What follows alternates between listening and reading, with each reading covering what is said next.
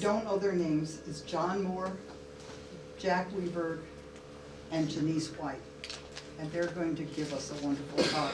I just want to put in a plug. If anybody wants to be on the email list that is not now and wants to know what's coming in the future, Debbie Kinneberg has a sheet, and she wants you to write big, and so that we can read it. Not the same And all thing. questions, It's not. this will be exciting enough, you might want to just hold your questions to the end. I've seen this. So that they can tell us all they want to tell us. They got a lot. to I have talk two, about. one at a time. So, okay, boys. We have Show to. it the road.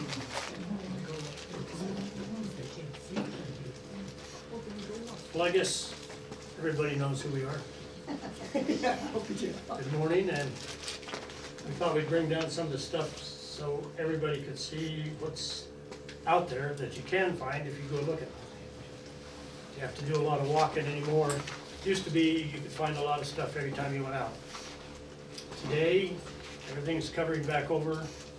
There's more sagebrush, more ants, and actually more cactus than I've ever seen in my life.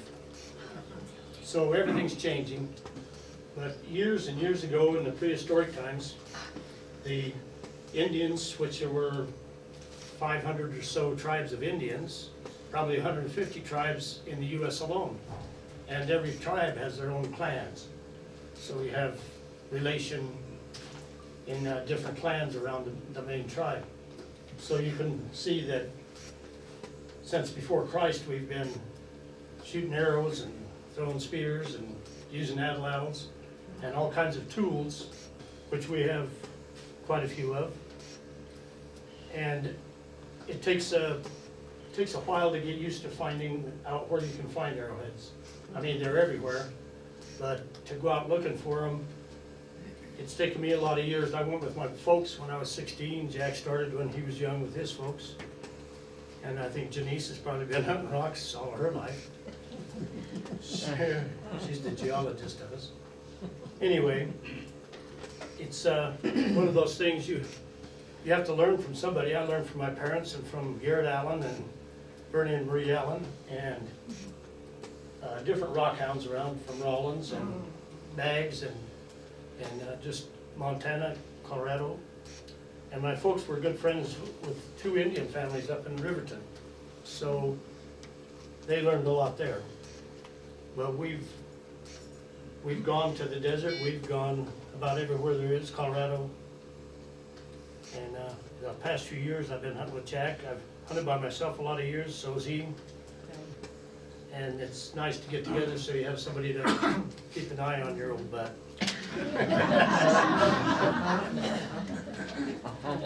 So, anything you guys want to ask us about the arrowheads? The Indians were smart. They didn't like the bugs either, so they camped away from water when they could.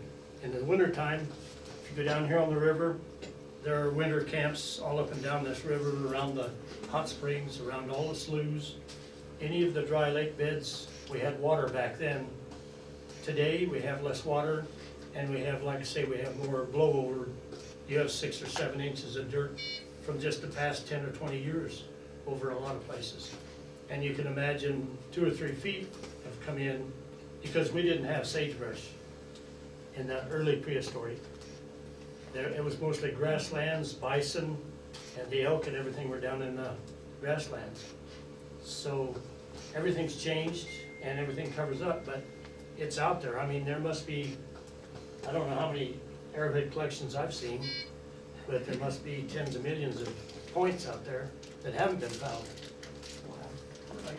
And you can imagine in Mexico, Canada, I mean, clear up to all of the countries have some kind of ancient form of arrows and spears, tools. And to hunt them it just becomes an obsession with me. I mean, I like to go every time if the sun's out, I'm going. Jack's about the same way. Right. And another thing, when you get to be our age, 21 or 22. You know, some of my best times in life has been with John arrowhead hunting. I've been with him once over in Baggs area where he found a spear point. I don't know if he has it handy. And anyway, I actually thought he had a heart attack. And it was this one right here. Oh my gosh. And anyway, I heard some yelling. I told him I was going to get my pickup. Went to get my pickup and coming back, and I heard this yelling. What? Oh my God, how am I going to get to him? I went and looked over there, and he was on his knees. Wow. And, oh God. So I went down there, and as I got closer to him, I seen him had a grin. Call it a shit-eating grin. Anyway, he hadn't dug it out yet. Uh-huh. And it was just sticking out, and he was. So he says, you dig it out. So I actually did. I dug one end of it out. I'll never forget this. One end of it out is there, and I go, whew. Dug the other one. And then I took it out, and if I remember right, she took a picture of it. Yep. And I held on to that arrowhead all the way from Baggs area over here. Anyway, I'm Jack Weiberg. I was born in Laramie. And at that time, my parents lived at a place called Death Valley, Wyoming, which people probably don't even know about. It was 2 miles to the east of Rhyme Park. My dad worked for R.R. Crow. Anyway, we stayed there till 42, and then he decided he wanted to go to California. So we went to California for 9 years, to 1951. Then we moved back to Rhyme Park. I graduated from Rhyme Park in 55 from the 8th grade. Actually, they booted me out. But then I went to school in encampment, and I graduated in 59. I worked at Cow Creek for R. Crow till 62. Then I married Wanda, my wife. We've been married ever since. It's been trying times. But anyway, my first arrowhead I found was in California. And it was an obsidian point like that. I never will forget it. And my dad would take our family out to a lake called Honey Lake, which was, about 10 miles from Susanville, California. Anyway, we found some there. Getting back to Wyoming, when I got to Wyoming, I worked my butt off. Vaughn and I, we moved to Gas Hills. I don't know if people know where Gas Hills, Wyoming is. Here's an 18-year-old bride. Comes from. Just keep going.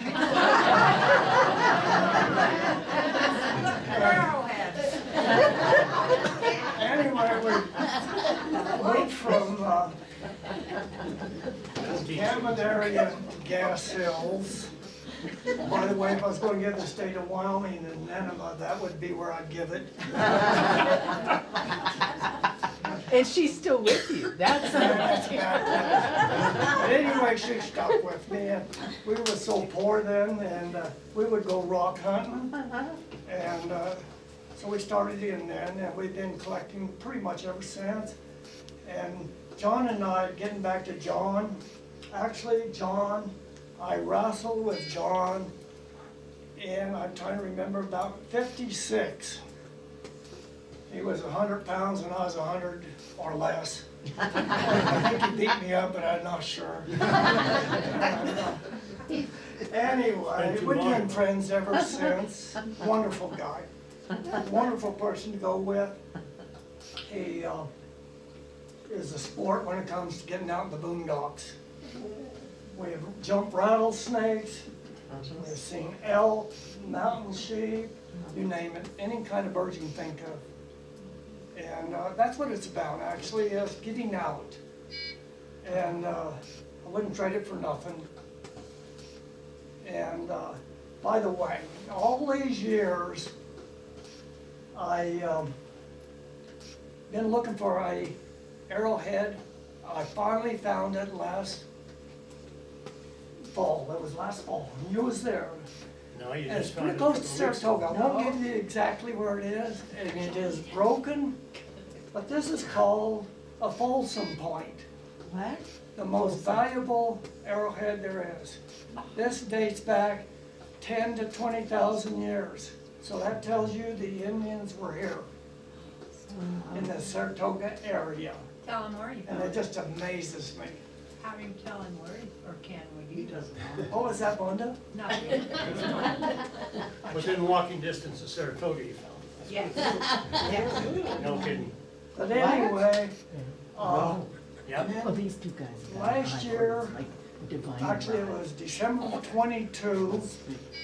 I was bored, it was in December, and I told one I gotta do something different, and so I got on the internet, and I watched a guy on YouTube by the name of Jack Crafty, excellent napper. So I actually started in December of 22 napping arrowheads. You cannot believe how many arrowheads I broke, how many rocks I broke. Big messes in Vonda's living room. Yeah, so that's where we're at, and I just love going out with John and Vonda and I usually, and it's just great, it is, it's fun. If there's any questions, that's what this, I'd like, yes, Why the one you just showed, is it so unique and I'm special? sorry? The rock you just showed? The Folsom The Point. Folsom, yeah. The that one. reason that is so valuable, it is fluted on both sides. In other words, it's got a crack, it's fluted this way.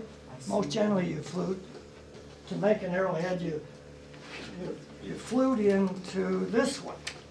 Well, those Indians were good enough that they could thin an arrowhead down, and when they put the stick there, it wasn't bulged out like these. Can you guys And, all see that? Yeah, and 'cause they, on the, pardon? if you pass that one, Yeah. Don't drop it. No, you won't. It is a rock, because right? It once is you a rock. see it, it's That is amazing. I'll watch it for you. Everybody's got to bear with me, I am almost deaf. So most rock hounds also are deaf because of the wind. You know, we're out, yeah, it just blows in and, so we can't hear anything, so speak up if you have questions to ask. What did you say? Yeah. I started napping. Napping, Jack. Yeah. Napping. What the fun is napping besides sleeping? What is napping? Napping is, okay, that's interesting. The art of Look at making my arrowheads tools. is what it is. Yeah. The Indians use this. Gotta get my tools. Mostly these two tools here. This is called a bopper. And what they would do, they would take a rock like this, and they would shape it with a bopper. You'd be surprised what I can do with this here. I've done this here just to show you. This is, did you get a handout? Nowadays, this is so much nicer to use. This is the modern way. This is a modern, all the nappers use it. And it just pops it right off chips. And they would shape an arrowhead or a tool with this. So Jack starts with a piece of material like this. The Indians didn't have saws, so they couldn't start with what we call a slab. But Jack starts with a slab, so it kind of short circuits some of the getting the big material out of it. But napping is where he takes a rock like this, and he takes particular instruments, just like the Indians did, and he naps or breaks off pieces of this. And I'm gonna talk a little bit about why this rock looks like it does and how it fractures like this. Not all rocks do. So this is called a conchoidal fracture. And the stones that they used to nap, that the Indians used to nap, all have similarities. One of them is the conchoidally fracture, which means it's a, well, you can see, if you look at this, a conchoidal fracture is a very smooth fracture that looks kind of like a spoon, and as it goes up, it kind of is. So Jack actually started with just a rock here, and he napped this into this knife as that one. So you can feel the edge, can I pass this one Oh, around? absolutely. So these edges are so sharp, you have to be really careful. This actually is mahogany obsidian. This comes from Oregon. We have obsidian in Wyoming, it's different than mahogany, we don't have mahogany here. And it's a whole different critter than most of the stuff the Indians used to nap. But I'll pass this around so you can look at the little bitty, It's not really sharp, I deliberately didn't make that sharp. because that's dumb. Actually, you can shave with obsidian. Really? Yeah, oh yeah, It is it's glass, extremely it's sharp. volcanic glass, it's actually glass. So it's a whole different composition. And if you, John had some This is handouts. handful, so this is the one And that I- in that handout, it has a Oh, Folsom, an example of a Folsom John point. has one. They're very old, very valuable. Some of the Folsom points they find in Wyoming are more like the Pinedale area. Anyway, I'm gonna pass this around. So napping, that was a really good question. Napping is, as John said, the art of making an arrowhead, a knife, a spear point. In value. Because it's over. Those are pretty impervious. Was the whole thing? No, this is not. This one here, I gotta show you what it looked like, kinda. Let's see if I can, I don't have any obsidian flakes. Blanks, I don't have any. right here, okay. This looked like this. This would be the back of it. This one here, I tipped, these here, I Somebody saw that. yeah, they don't win. That is, rock from Nevada, right, that's from Nevada. Wow. And I forgot what it's called. Well, they call it Wonderstone, and if you give me a minute, I'll probably think of the more technical term. It's rhyolite. That's a big That's the name. more technical term for that. And rhyolite's an interesting stone because some of it's chippable and some of it's not. And that has to do with actually the atomic structure of it. It has the same minerals in it, it's just how they align. Same minerals.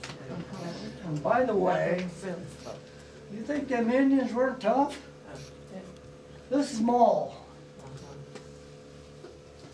And they would, and I forgot what they used it for breaking bones, killing animals. Killing animals, they put that on an elk horn, And they on would- a buffalo Can you jump. believe it? That's how they killed they used their spears, their short spears, but they used those mauls to kill the buffalo with. When they jumped them over and broke their legs. They put that on an elk horn and work them over with it.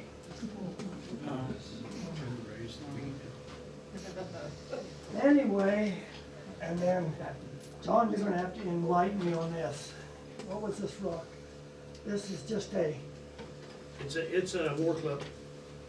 I don't know what the rock is, it's a war club though, and we found it north or south of Hannah, okay, at a site over there where him and I were at, and the elk had knocked it out of the edge of by a spring, had knocked it out of the edge. They were coming down a trail and had caved the trail off, and it fell out of the side of the bank there. And though none of us can remember the name of that stone, it is not native to Wyoming. So you think it got traded or something? This one came from just Or south of the The migration Crow of the Indian tribes Reservation up during in the the Bighorns. seasons. And I found this about 4 years ago up there. There's all kinds of teepee rings, and it's covered over a lot up there too. And they have that big medicine wheel several miles to the west of there. So there's so many different tools and like that maul, and this is actually considered a hoe or a big knife. They used it for scraping hides. And yep. This is some prehistoric stuff we found. This is stone, we're talking Stone Age, we're talking thousands, 15, 20,000 years old, these rocks here. And most people would not notice that. The reason John and I noticed that is because of the fractures, the chipping out of, and they used, I gotta look around for rocks here. These? They used what they call a hammerstone or something like that. They would use a rock like this. I can take this rock here and I can start breaking these, but then they would pick a high point and they break it, hit it like this, and they would chip it out like this. That's a long time ago. For what? To use it for what? Tools for, I mean, for what fleshing would you hides use and- this for? Pardon now? What would you use this for? They used it actually for like bones and stuff and chopping stuff. Oh, huh? I mean, they was very crude. They didn't have no tools, all they had is a few rocks. Yeah. And it amazes me, the Indians, horses weren't didn't come into effect until the 17th century. From like the conquistadors, the people that come into this, old Mexico, they brought them up. And before that, they just were nomads. They just done everything they had was in their possession, their body, And they would dig holes like out in the Red Desert. They didn't have teepees. They dug holes and covered them up and then put dirt over them. Unbelievable. Wow. There's still wiki-ups in the desert out here, Yeah, west of Bags. yeah. The Clint Weber has found several of them. We went right past some. You can see them up there. They still have some of the sticks on them, but you can see the holes they dug in the ground in the winter. And they took all those, it's right next to what we call buckbrush, which isn't buckbrush actually. But it's like a willow in the desert, and it bends easily. And they just wove them all together and made a round hut over the top of that hole in the ground, and used a hide to cover the hide and willows to cover the door part of it. But the ground itself actually protected them from the cold quite a bit. They covered the top of that over with mud. Like I say, there's still some out there. Not snugly. And off of the South Rollins Road, go ahead. Yeah, question. Have you found any rocks with fossils on them, like animal markings, Oh, yes. perhaps? Yes, we find quite a few of them. Go ahead. Can you still get into Adobe Town? Yes. You can still get into Adobe Town, yeah. A lot of places, you might have to walk down in there now. Yeah. The road's washed out with that on top. Besides that, it's a wilderness study area. Yeah, they got a Can't wilderness take study. motorized vehicles in there. I got a question, how did they make the little bitty bird points? Probably, Exact same way, only they used the end of a deer horn like this right here, oh, okay. and they pressure cut those. Jack, well, like this little bone right here, they could use that too. But Jack can show you how they knock the edges off of a piece of a material like that. They held it in the palm of their hand, so they had something solid against the back of it, and just held that bone at a certain angle so it made that chip fall off of there. I'll try to do it. The bigger ones, they used a hammerstone like copper like this to get it started.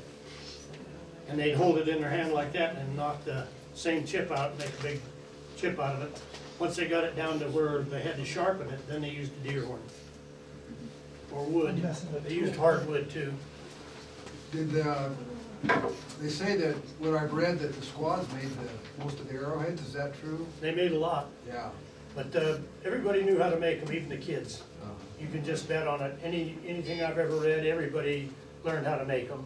That's part of their life. They had to hunt to eat, and they ate everything. After the middle prehistoric people ate mostly grains.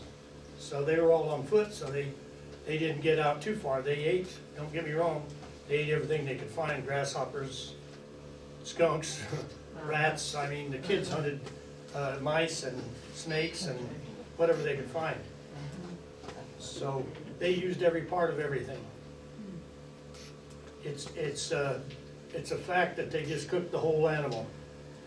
If they got a badger, they cooked the whole thing up, knock the hide off of it, cooked the whole thing, used the hide.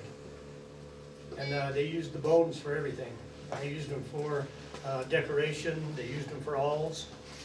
So bird bones are hollow, and they used the stems of some of the, like a eagle feather or a goose feather would fit right in the end of this pipe I found. Fits right in that hole. So this is an arrow shaft I found on the river when I was in high school. Joe Stallings and I were down there hunting rabbits. And it started snowing a little bit. We crossed the river on the ice down by the, what they call tool gravel pit. It's down the river about 10, 12 miles. Anyway, it was up in a big nest up in the top above us. We were kind of in a crevice. And Joe found the arrowhead, a white arrowhead right on the ground down there where we were standing. It's pretty tight in there. And we looked up and I said, heck, there's the arrow sticking out of the, I was just kidding him. He said, well, it looks straight. So I skinnied up there and that's exactly what it is. It's an arrow shaft. Oh, wow. I can pass it around if you want to look at it. It's been sent to, Garrett Allen sent it to the University of Wyoming. And it's got some juice. I guess they used chokecherry and all kinds of berry juice to make ink stuff. And they used red clay and wet it. But they're the ones that preserved it down there, and I got it back from them, but luckily. Yeah. So when you're going, like if you're going for a weekend, you set up camp and just hike around where you're going? How do you go about doing this? Do you use sifters in the river, or? We have used sifters a little bit. Use a rake, and you know, if you find a bunch of stuff, or it's covered over. But normally we go every day, you know, like Jack and I and Vonda, we go out, we just go for the day. And that's probably enough for us young guys. And Wanda's glad to get rid of us probably by the end of the day. She's been watching us. Anyway, we go out for the day. We do go out and camp. My wife and I go out and camp. I'm sure Jack has gone out and stayed overnight. Very often. But right now, we just go out for the day. We might go today, tomorrow, and then we might miss 2 or 3 days. But we try to go every chance we get. And with everything going on in everybody's life, you have to give up a few days, which is terrible. It's like losing your child or something. Anyway, we can't hardly go very long that we don't go. But anyway, the Indians were smarter than smart. I mean, they camped away from water, they hunted water. And like I say, there was water. Every little dry lake bed had water in it. You can go out west of Wamsetter, and all those dry lake beds have arrowheads. They've got chips. They've got camps around them. So those people are in the middle of the desert. Today, there's no water out there in them unless you have really heavy rain or a lot of snow. And there is a Folsom camp out there west of Wamsetter on the north side of the road. Right outside of Wamsetter, as a matter of fact. My folks worked it. They had a couple of Folsoms they got out of there. Was that by Chain Lakes in the area, or No, was it's north or south of Chain Lakes, all the way. Anyway, after the middle prehistoric period, the Indians finally got their horses. And after that, then the hunt was a lot easier. They could hunt buffalo, they could move around, they could move their camps a lot farther. Before that, if they had anything, what they had to pack, so they drug it or carried it with them. So they didn't go a long ways. They might go from here to the mountains and back, but they didn't travel hundreds of miles like the Indians, the modern day Indians, or we say modern day, say when we had the 1800s. They could travel from here to Canada and back, in the summertime. They moved their camp from here clear up to South Dakota or to Montana if they wanted to. All those tribes, I won't even mention the names of them because there's tons of them. And like I say, all the clans from them all have different names. But they're still like the Sioux tribe or the Shoshone tribe or the Cheyenne or the Crow. They all have clans underneath them. Of all the things they made, once they got to making arrowheads like they make now, the crude ones like they had, like this axe, this is a prehistoric axe. It was sharp back then, it's not sharp now. It's still got the finger holes for it. They didn't have the ability or the mentality at that time to make these arrowheads they make like Jack makes. Yeah, they worked hard at what they were doing. And that's why they used that atlatl, because they didn't have bows back then. In our country. They used bows in Europe and around, they were started back there. And in the Ice Age up there, that Iceman they found, he had a bow, but he also had an atlatl. So he could throw the spear or throw his arrows. And today, or the modern day Indian like we know, or we find these arrowheads today, they've got this art down to where they make these things in minutes. I mean, they didn't just, they didn't learn that overnight, but that's why I say they started when they were children. They had to learn, and they had to know where to go for water. They had to know everything. I mean, it wasn't like our kids today. You don't send them to Boy Scout camp and they come back and they might be able to start a fire with a match. I'm talking about my own kid. I mean, he's older than most of the little kids today, but I mean, most of the kids today wouldn't know how to take care of themselves out in the wild if they had to. And it's something that these people had to do, and they did it well. They used every grass, they used every leaf, they used every grain there was out there. They ground, that's this matari, amano, like this. They used this to grind grain. They used all kinds of grinders. Jack's got like this one right here. This is a hammerstone, but they used it too. Anything that was, some of this is smooth and stuff. Jack's got fire stones like this, friction stones. They use these friction stones. This thing is smooth as smooth. They put their grass underneath there and used a willow or a stick, a hard stick, and made friction and made spark, made that get hot enough to start a fire. Everybody carried them with them. They didn't have steel and flint like the modern day Indian had, in the 1800s. They got steel from the white man and flint, and then they just used steel and flint to make the fire. And then they got into where they had guns, they used powder. They just take a little powder and throw it in the fire, or throw it down with some grass, and you can start a fire.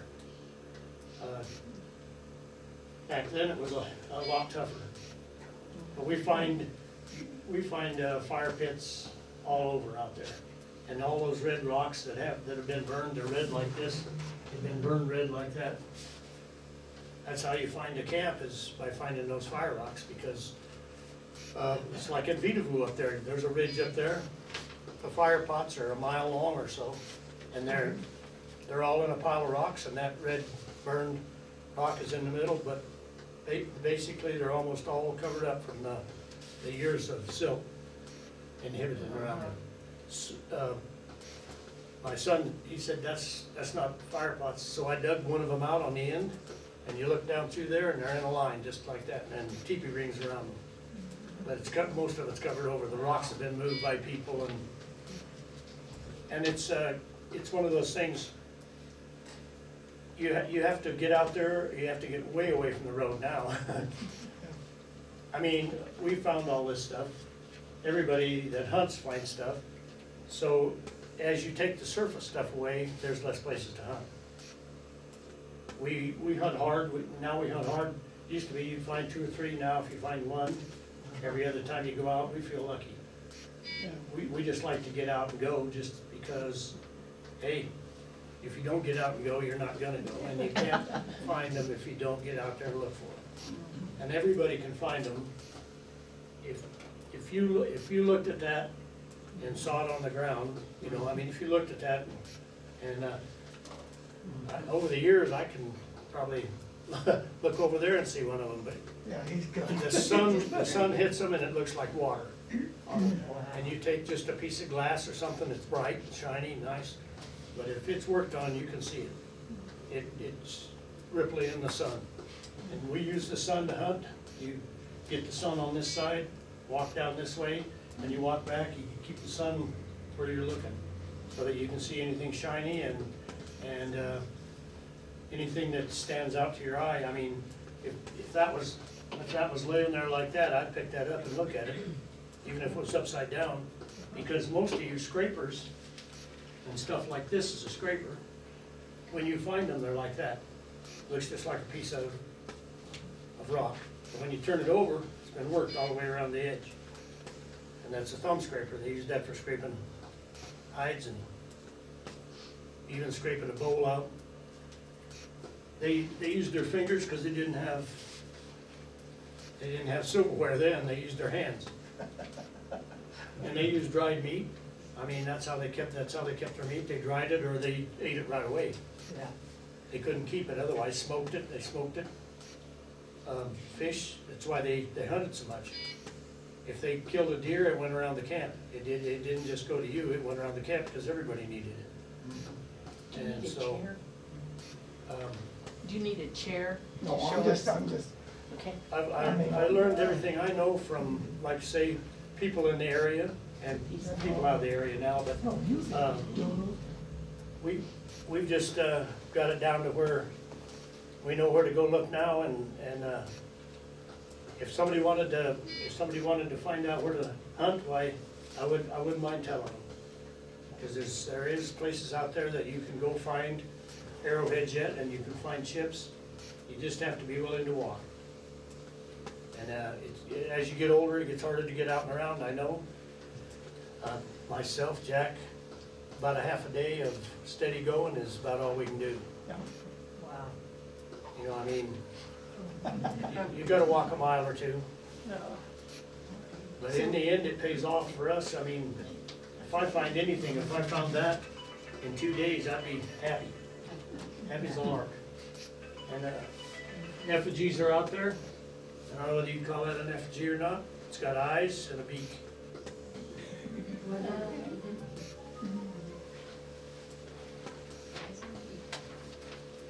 So, can you see the eagle head basically? The eye, both sides?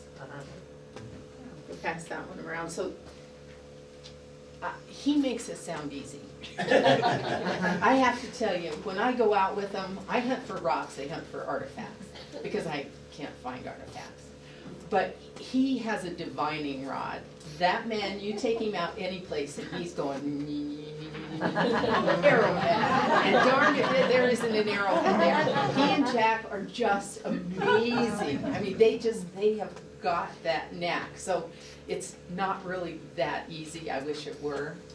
Well, and if everything's covered over, I don't Not understand how everything. you're seeing. I mean, you have wind that plays with that, Oh, and it yeah, I comes see, and yeah. goes, and water. So Yeah. there'll be an area at some point that was uncovered again. Uh-huh. It's just like rocks, you find new stuff every season because of the wind, the snow, water, whatever. It covers So- and uncovers continuously. Yeah, I've gone back to places, well, there's a fire over there by Hannah. We went over there right after the fire, and it was uncovered over there was things everywhere. And a year later, we went back over there and it almost covered clear over. Sure.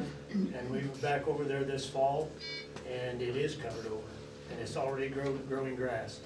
So in 2 years, it comes back twofold, because it clears all the sagebrush off and all the grass can come up.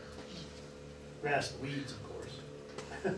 And like I say, there is more and more ants and cactus. You go up into Cedar Hills up here, The pointed east of town, that used to be just easy going. You can't hardly walk anywhere that you don't step on a cactus. And the anthills are more and more and more. Yeah, that's the other thing, I've, even just on my property, the anthills are just getting, why is that? Is it because we're drying out more, or why I think is that's it? it exactly, it's just drying out more and the temperature change, it's warmer. We used to have winter, when we had winter, I mean, when I was a kid, it came deer season in September, October, there was snow on the ground. And it stayed until spring. Which was June or July. Yeah, and it stayed in there a long time, you know. Now, we're lucky to get any snow. What little we get, we can sure use. Wasn't unusual to get a couple of feet, 2-3 times a winter. Yeah, Oh, yeah. down here even in the mountains Yeah. were loaded, you know. I've heard when you're floating river, if you look at the side of the banks, that you can see fire rings and things. Oh, yeah. Down along the river, the Indians camp where there's water. They're like every animal, they're like us. You have to have water to survive. They just stayed away from it because of the bugs, and that's where they hunted. All the animals go to water, so they knew that. And like I say, they were walking back then. They didn't have horses, they didn't have a way to get around. They had to walk, so they valued their water, no matter what it was, a spring or a dry lake bed or the river. And in the mountains, they went to the mountains in the summer. There was more game up there, a lot of the game moved up high. They just followed the game around. If the buffalo moved, they moved. If the deer and elk weren't down here, they went to where they were. They may not move the whole camp, but the hunters went out, they had to follow them. And so you have summer camps up here in the mountains. I found things clear up in the top of Cedar Creek Pass. Marie and Verne Allen had quite a few points they got out of up there. I've got one knife and I got one knife I found up there, right in Cedar Creek Pass, hunting elk. So they were all up in the mountains. They were right here where the town is. This was back then. They were in here camping. All these sloughs out here had that artesian water coming up in them, had the hot pool water coming up in them, and these hot springs were here. All up along here, all the way up and out there on Spring Creek, there's hot springs out there. So when they're clear down the river, I mean, they go clear down below town down here, there's hot springs. So all these sloughs that over here where the lake is, my dad helped build that lake, that was all just sloughs. And they were camped on both sides of that. And there was out just east and north of town, there's a big spring out there. And these people with the Folsom arrows, those old ones, old people, that's where they camped, was up there and down along these sloughs.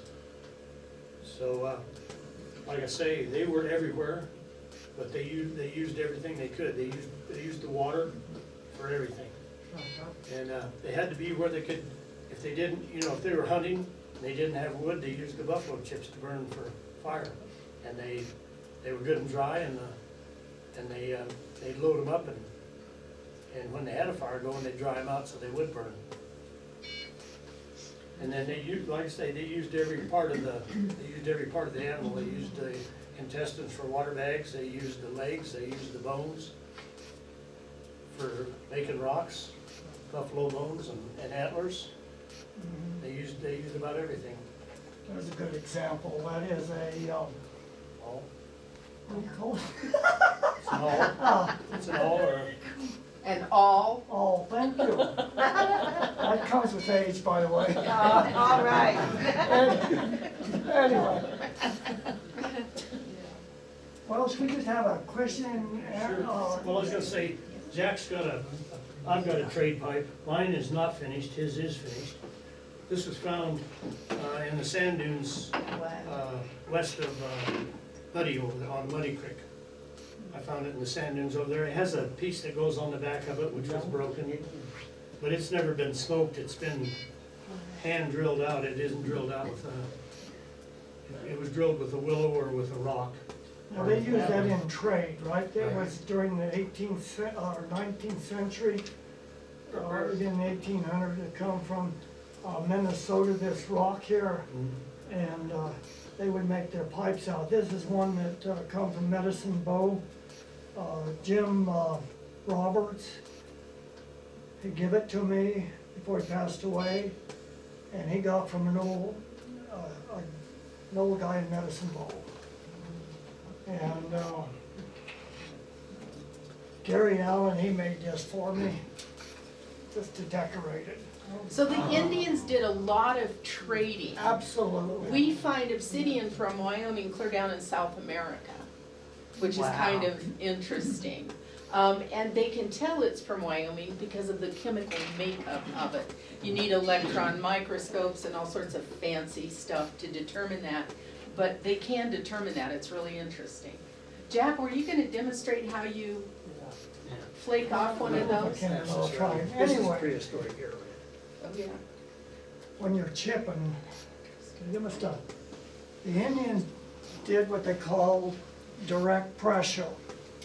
They would take a tool.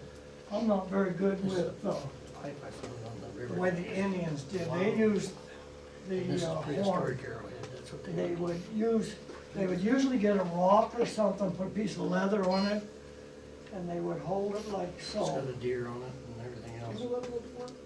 And there's a science in this, and I don't know if I have enough time to explain it all. Yeah, there's a And deer head over anyway, there they would somewhere. get here and get the edge of this, and then direct pressure down. Actually, I took a little chip off there, you probably didn't notice it, but John, it takes a lot of strength, by the way. that he's already made, I'll get my new tool. that black frame that I brought in, Says Jack. says Jack on it.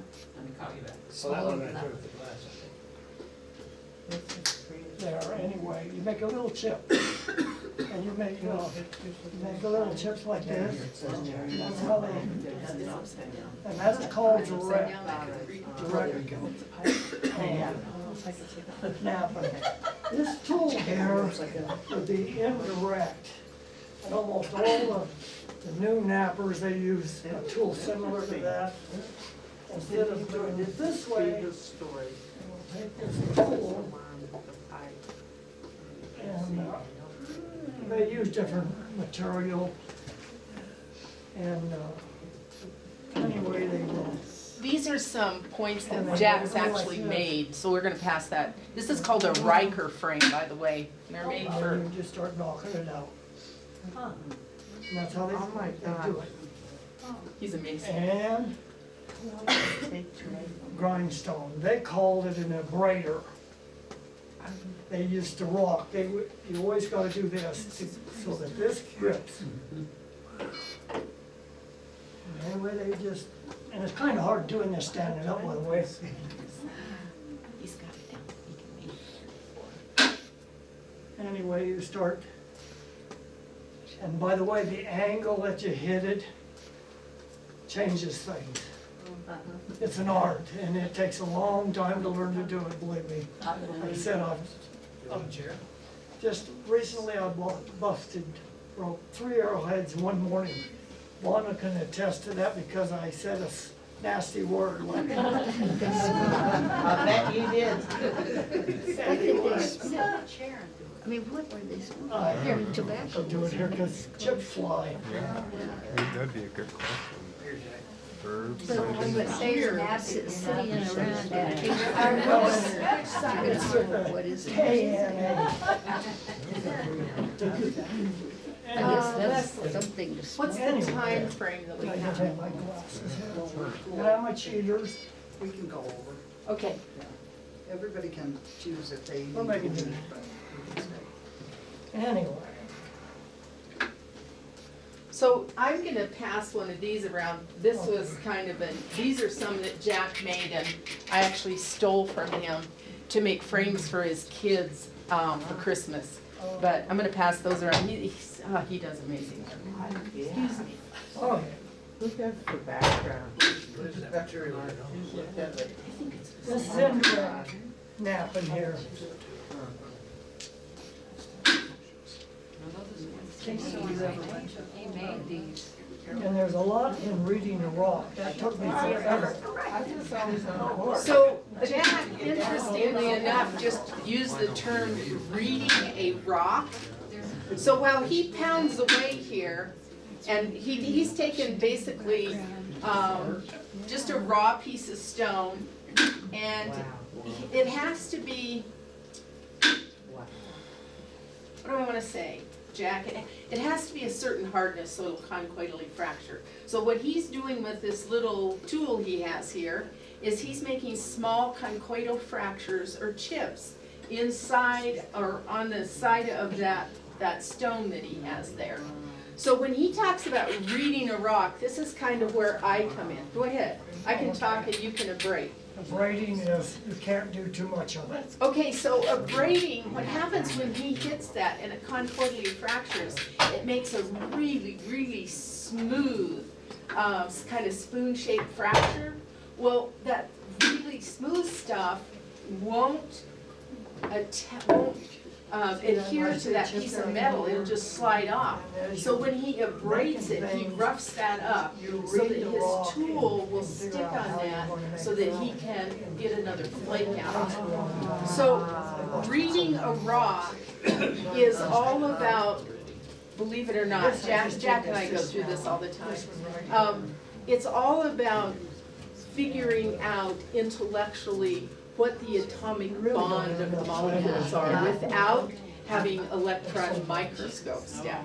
So that's what he means when he says reading a rock. You want to pass that one around? Well, I'm just gonna show them a chip. All right.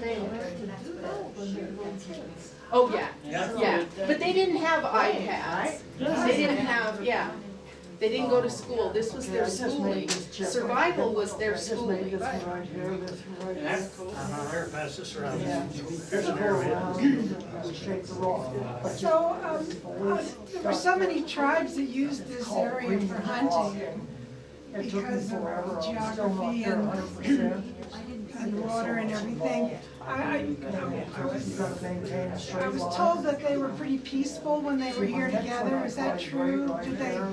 Did they coexist in their camps in this area without? Well, there are some tribes that you can coexist with, like the Crow and the Utes. The Utes were up here for one reason, and that was to eliminate all the competition. And so with the Crow were the same way. The Crow didn't like any of those. They did get along with some, I'm sure. They had intermarriages, I'm sure, but not very many. And they just didn't get along with anybody. Same with the Utes. The Utes were just a mean people. That's how they got along. But most of the Indians around here traded. You know, they get together on the hunters, if you see each other, they trade for a piece of rock to make arrowheads with, or they trade for a pot or whatever they needed. And if you had something to trade, they might even trade for a knife, you know. It's already made up. If they had something like game, they trade game for anything they needed. And there's all these different arrowheads, not every one of them looks exactly alike. So they were all over there, all those tribes made different forms of it. The one family might make the same exact look-alike arrowhead, but the next family may make it a little different. Nothing was all the same, you know what I mean? Each family may have their own little way to do it. You know, it's kind of like what was the fabric when you find a piece of fabric? Right. You couldn't drive that arrow. You couldn't drive that arrow through the side of a buffalo if you had to with a bow. It just wouldn't go through there. There's ½ inch of height on their shoulders and down over their back. They shot them right around the tail head where the arteries are, and when the buffalo strided, then they'd shoot them underneath the shoulder and hope it went through the ribs. But they use these little points for that. Because it's just like taking a stick. You can stick a stick in the mud, but if it's got a piece of a round thing on it, it ain't gonna go down in there that easy. So the bigger arrowheads wouldn't penetrate that high. So they used a short. That's what this is. This is for killing buffalo. This is a short. This is for a short spear. It's a short spearhead. They used that on a short because they were riding a horse. They'd hold on to it, stick it in right under the shoulder, and pull it back out. And they just kept sticking them until they got a lung, you know. And the Indians always said they used Wakantaka brought the buffalo to the world so that the Indians could kill them, because if you collapsed one lung, they both collapsed. And that's how they killed their buffalo from a horse. But mostly, they shot them right around the tailhead because that's tender, and those main arteries come right down the spine and go down each leg. You cut that artery or cut a tendon, and that buffalo's going down. So they didn't just run out there and take a big old arrowhead and shoot him in the side. Those bigger arrowheads they use, but some of those, like this, would be just a small knife. You know, they'd use those for a small knife. But they had all different sizes, like this knife here for butchering, and they might just carry that little knife just for eat, get a little meat off of for themselves, you know. So I think I'll step in here while we've got everybody still kind of attentive. I find out sometimes senior citizens are a little bit like kindergartens, their attention span's not so long. I don't know why that is, but maybe it's just me. Anyway, I actually have some notes. I'm not as good as Jack and John. One of the reasons I have some notes is you get me started on this, and this time tomorrow you'll want to pack a lunch, because and part of me, that old adage, I stand before you to tell you something I know nothing about, is kind of how I feel about rocks. Because every molecule in a rock changes it to something else. There's millions and millions and millions of rocks out there, different kinds of rocks, made of different things. So when we're talking about all these things, now prehistorically, because they weren't worried about detail quite as much, very archaic, they didn't necessarily look at the 7 stones we're going to look at this morning to nap from. They would use something that would just flake off. It doesn't exactly conchoidally fracture, and that's just because they weren't looking at the detail. They hadn't refined it that far. So when we talk about arrowheads, we're talking about a certain variety of rocks that are either micro or cryptocrystalline quartz. Quartz is very hard. And when you have the little microscopic pieces of it that are banded together with what you call diatoms, which I'll get to in a minute, they make a stone that you can conchoidally fracture when you hit it. Now, we're going to rule out obsidian out of this discussion pretty easily. Obsidian is very easy to identify unless you end up in a place where they have manufactured copper or smeltered copper. Copper smelting produces a very similar rock, stone, though it's man-made, that looks like obsidian.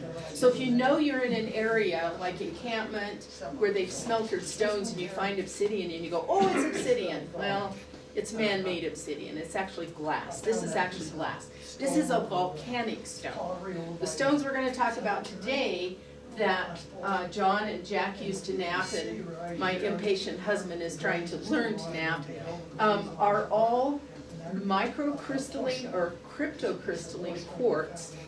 And so we have, you'll probably be familiar with these names. There's chert, there's jasper, there's flint, there's chalcedony or chalcedony. I'm very phonetic, so it's spelled C-H, I call it chalcedony.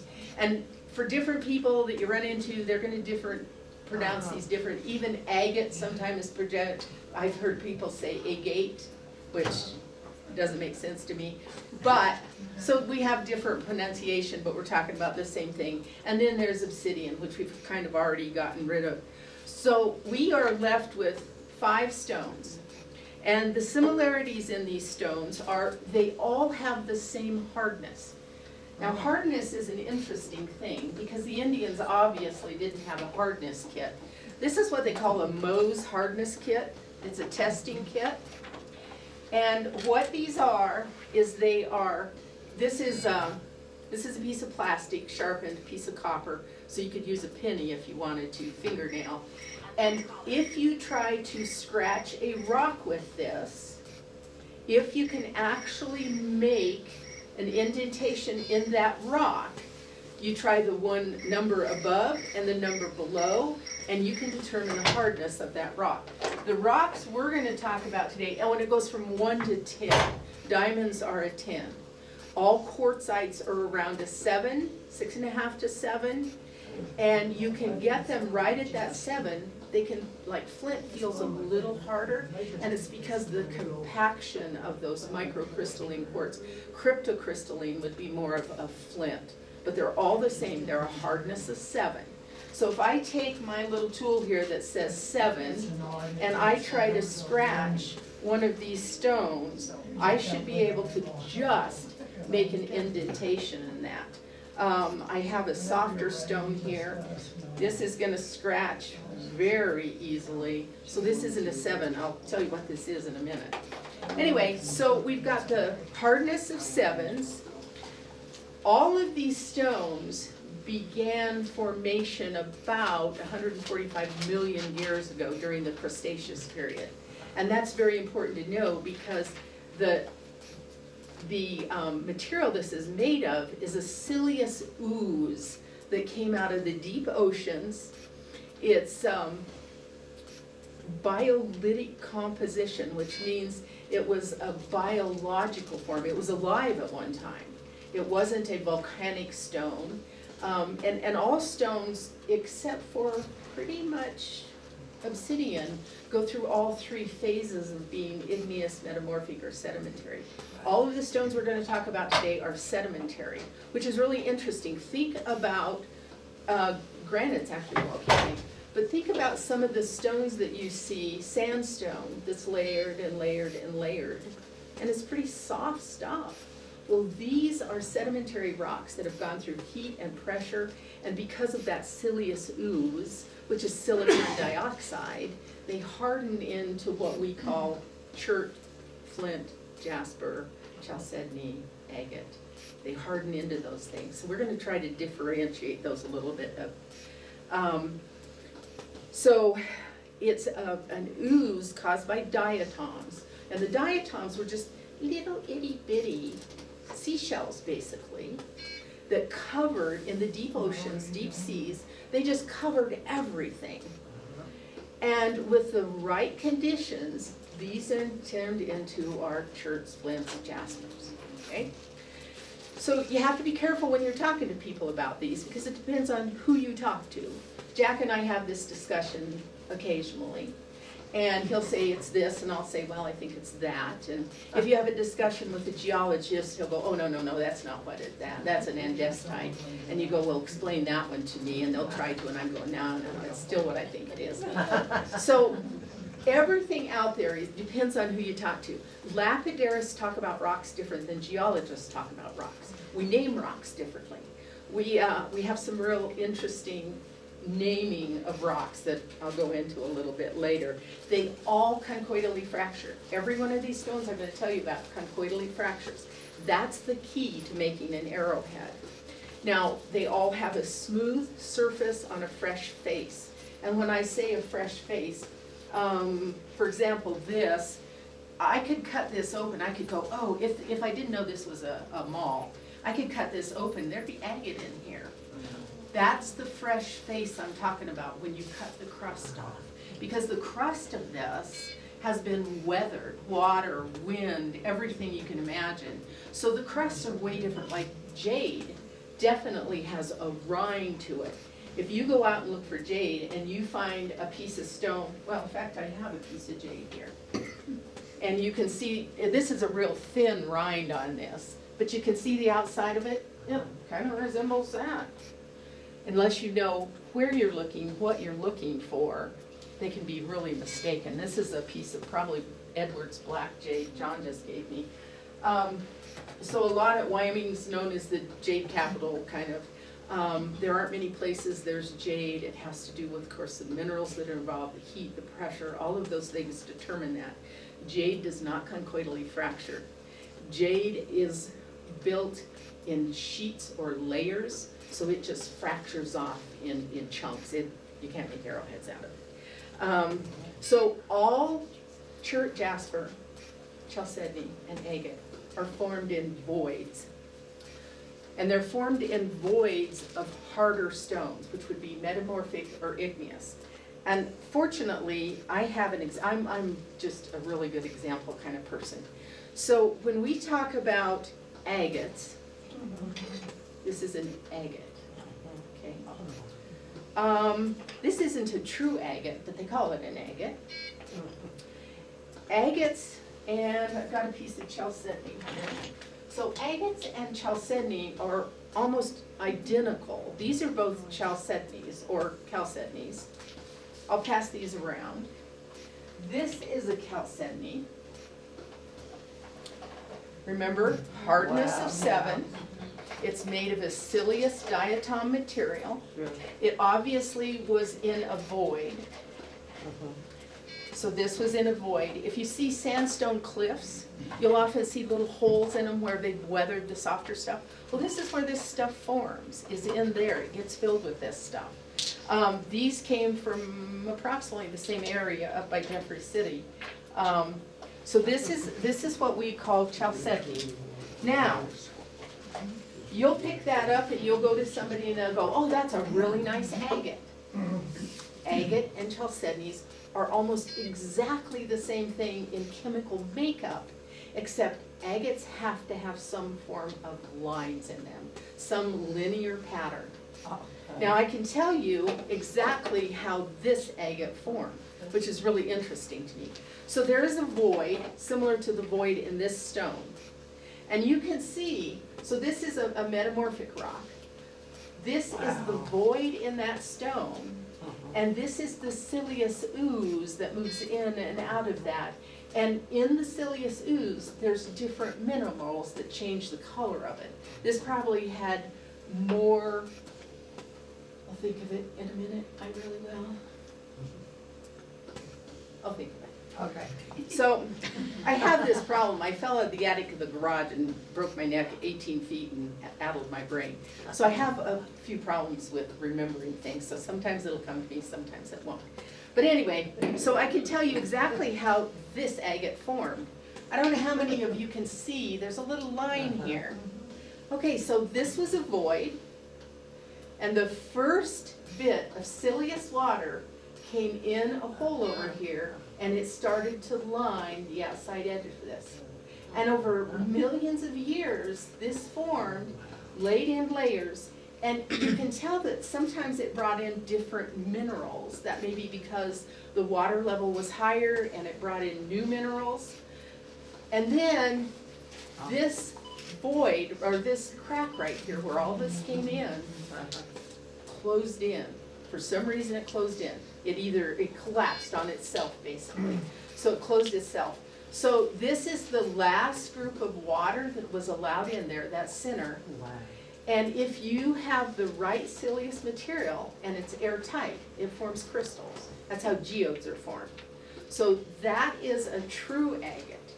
Now, there's a different kind of agate. I think I brought one, I might not have. Oh yeah, I did. Okay, so if you take my void again, and assume this is the same void, and through years and years, this is layered up. This is called a waterline agate. But it has lines, it has a linear pattern in it. So those are true agates, and that's how they are formed, in some kind of a void. This is actually a Montana agate, and this one does have a pattern in it. Most of them don't. Most of them have this incredible pattern of manganese, that's the dark stuff that I was trying to think of, that sits inside of these. If you ever want to study how an agate is formed, these are formed like no other agate. You can take a geologist, a lapidarist, and you can hand them a Montana agate and they will say, oh, that's a Montana agate.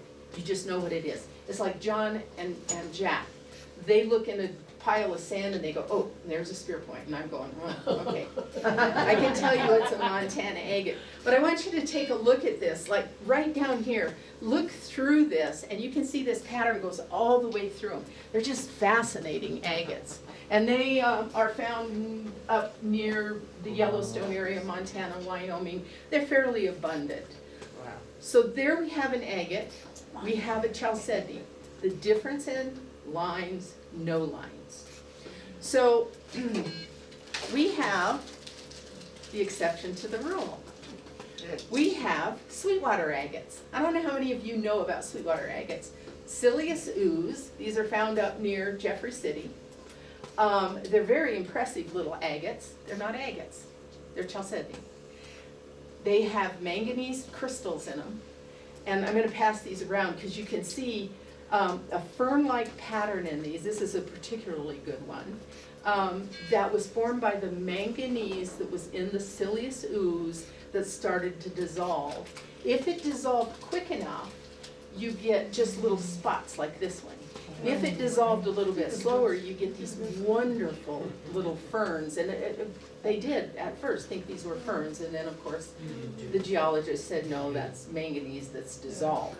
The interesting thing about these is, I don't know if anybody can see that.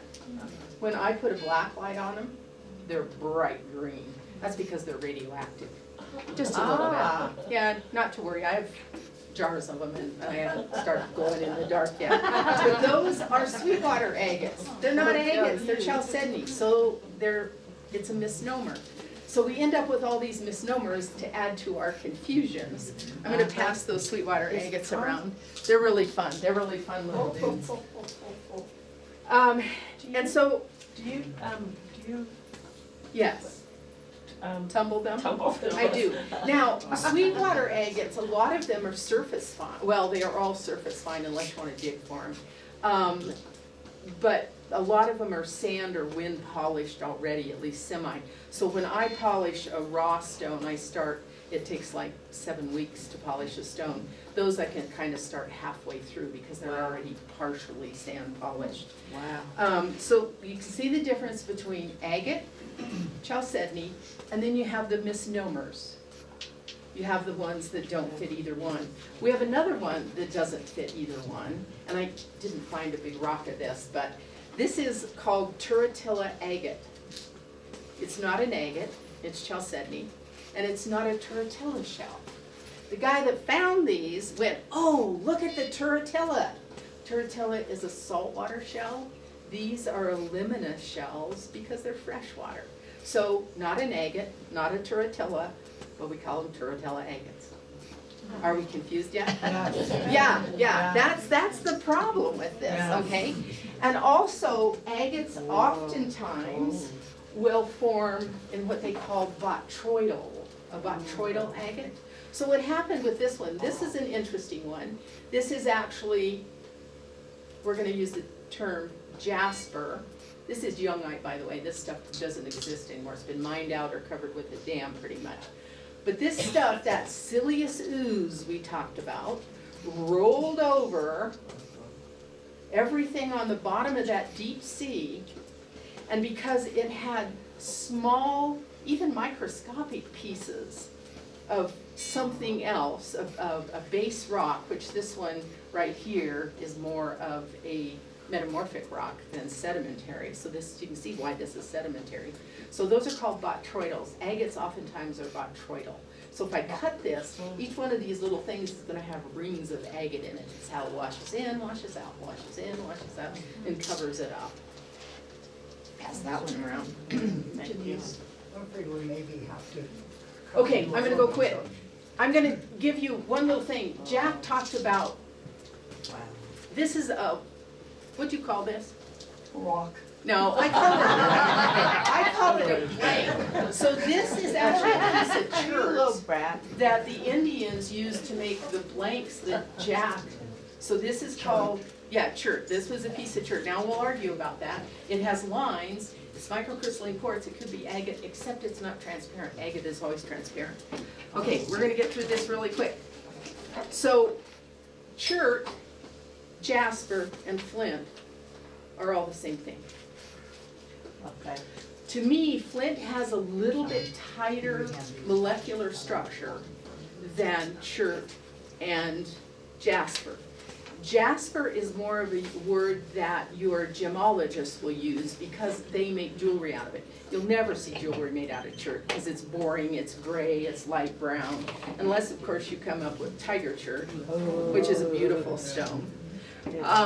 Chert also has what they have Langengang rings, which look like concentric rings. This is my owl's eye.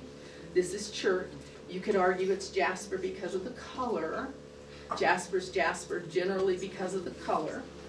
So I'm going to show you some jaspers. This is jasper. Wow. This is a brachiated jasper on chert. This is a jasper, and this is a jasper. So jaspers have, this is an occipital jasper. There's a lot of that stuff out there. So we have all those things that make them up. We've got the rings, we've got whether they're opaque.